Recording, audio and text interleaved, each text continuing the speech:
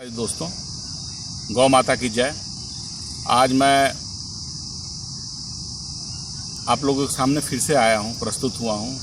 गोधूली वेला चल रहा है, 14 मई है, अक्षय तृतीया का दिन है। गोधूली, गाय के धूल जब शाम के समय उड़ते थे, गदबेर होता था। गोधूली मतलब जब सूर्यास्त होने का रहता है तब गौएं अपने बछड़े के पास जाती हैं, बछड़ा रंभाता है। ऐसे जो दृश्य है अब बहुत कम दिखने को मिलता है और धीरे धीरे दृश्य खत्म होते चले जा रहा है। मैं आज पूछना चाहता हूं अपने भारत के सभी लोगों से, सभी धर्म के लोगों से, कि जो भारतीय संस्कृति है उस संस्कृति में गौ माता का जो स्थान है, जो नंदी के स्थान है, गाय के गोबर और मूत्र का जो स्थान है, जो गौदूध और घृत के स्थान है, वह स्थान निरंतर क्षीण होता चला जा रहा है। और हम लोग इतने ज्यादा स्वार्थी और घृणित कार्य कर रहे हैं, हम लोग स्वार्थपरक कार्य कर रहे हैं कि अभी भी गौ माता के लिए, गौ को राष्ट्रीय पशु का दर्जा देने के लिए कोई कानून नहीं बना। माननीय प्रधानमंत्री जी को बार बार मैं पत्र लिखा हूं और लिख भी रहा हूं, लेकिन क्या पता क्यों संविधान में संशोधन नहीं हो रहा है, संविधान को में उचित रूप से गौ माता को स्थान नहीं मिल रहा है। जो कृषि भूमि है वो कृषि भूमि को अक्षुण्ण बनाए रखने के गाय का गोबर बहुत आवश्यक है, इसको क्यों नहीं बताया जा रहा है। और इस तरह से चूंकि अक्षय, जिसका क्षय कभी ना हो, अक्षय, वो अक्षय तृतीया के दिन मैं अपनी इस वाणी को आप लोगों के सामने बोल रहा हूं कि यदि गाय के गोबर, थोड़ा सा कष्ट सहना होगा आप लोग को मेरी बात सुनने के लिए, कि गाय के गोबर को यदि धरती पे नहीं डाला गया, गौमूत्र को नहीं डाला गया, तो इसकी जो शक्तियां है वो छिन्न हो जाएगी और हम पूरी तरह से टूट जाएंगे। यह जो कोरोना काल में जो मैं बातें कह रहा हूं इसमें बहुत शक्ति है।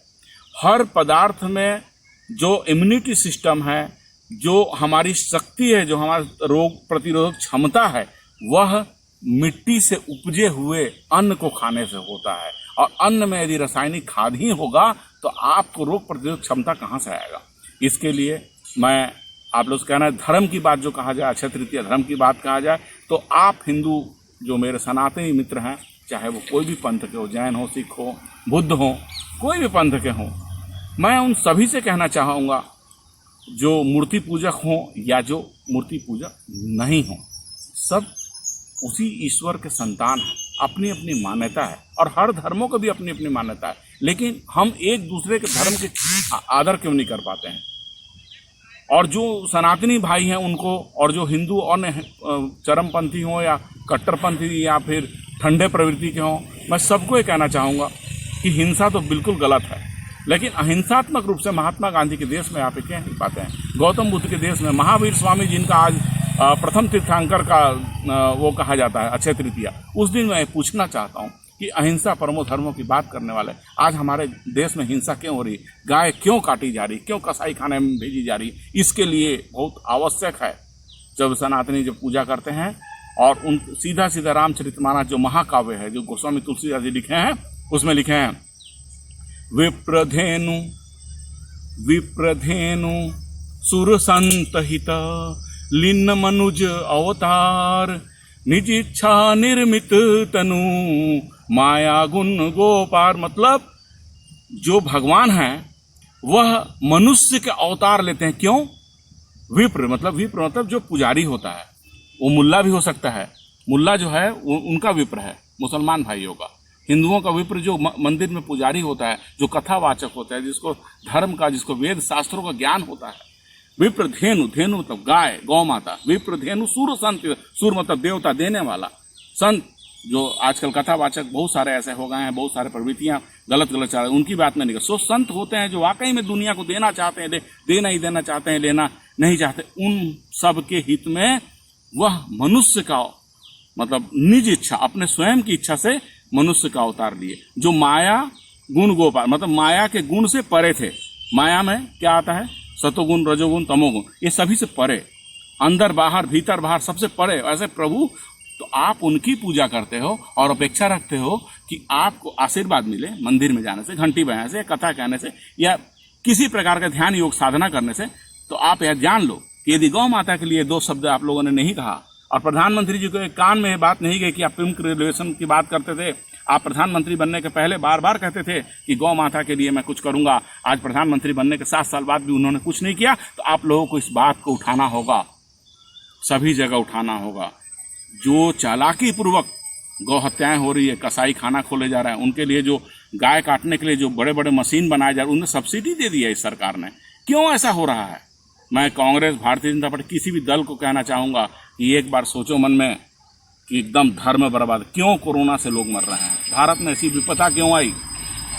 गाय को काटना बंद करो। दूसरी बात, मैं सभी हिंदू भाइयों से कहना चाहूंगा, कुटिलता जिनके घर में है, जो भी कुटिल है, वो कुटिल स्वभाव छोड़ दो, चुगली का स्वभाव छोड़ दो। यदि कहना है तो एक बार गर्व से कहो कि गौ माता का हत्या बंद हो। राष्ट्रीय स्वयंसेवक संघ के महान संतों के कहना चाहूंगा कि अभी अच्छा मौका है। हिंदू मुस्लिम हम लोग कर लिए, सबको गले लगाना है। कोई इस देश का दुश्मन नहीं है, सब इस देश में। उनको, उनके मन में जागृति पैदा करो ना कि हम तुमको प्यार करते हैं, और उनसे सच में प्यार करो, दिल से प्यार करो। दिखावा करने की आवश्यकता नहीं है। करना है तो एक बात करो, गांव गांव में जाइए, गौशाला में जाइए, गौशाला की स्थिति देखिए, बहुत बुरी स्थिति है। गाय करा करा के मर रही हैं। आप सभी हिंदुओं में जागृति फैलाइए ना कि उनको गौग्रास देना आपको आवश्यक है। यह बात जिस दिन हो जाएगा, सभी लोग, आप टमाटर खरीद रहे हो बाहर, सब्जी खरीद रहे हो बाहर, 1 पाव टमाटर गौ माता के नाम पे निकालिए। साग खरीद रहे, पालक खरीदे, 1 पाव निकाल दीजिए, खरीदते समय गौ माता को दे दीजिए। आप घर में रोटी खा रहे, 1 रोटी निकालिए। आप जिस दिन करोगे, किसी ब्राह्मण के पास, किसी पंडित के पास, किसी मुल्ला के पास, किसी मजार में, किसी मंदिर में जा करके मत्था फोड़ने की जरूरत नहीं, सिर्फ गौ माता में देख लो। सच कह रहा हूं दोस्तों, गौ ही रीढ़ की हड्डी है सनातन धर्म की, भारतीय संस्कृति की। यदि इसको बचाओगे, दुनिया में प्यार फैलेगा। गाय के दूध पीने से हिंसा नहीं होता, अहिंसा मन में आता है।